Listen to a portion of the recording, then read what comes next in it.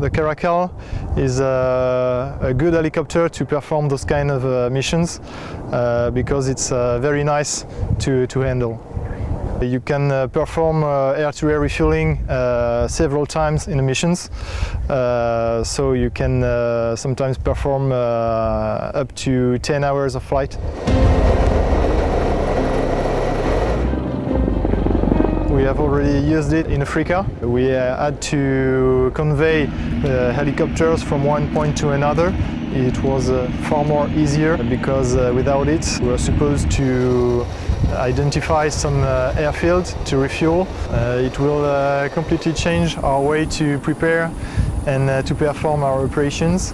And so it is called a game changer because it allows us to increase our range, our endurance, our discretion and our payload and capacity.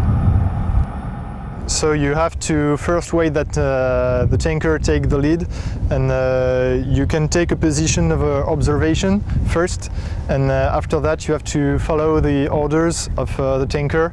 You have to wait him to allow you to go in a pre-contact position, and after that to make the contact and to refuel your helicopter. If you have to fill all the capacity of the tanks, it can take approximately 10 minutes.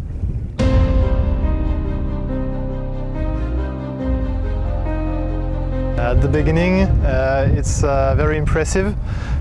First, you have to focus on the plane, on your position. After that, on the drogue and the hose.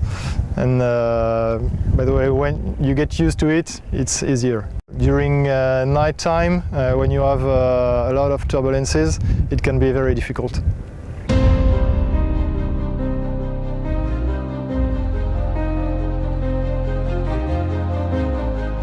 The pilots we want to qualify just have to be qualified on formation flight by day and night, and after that it just takes 4 flights of instruction to qualify a pilot.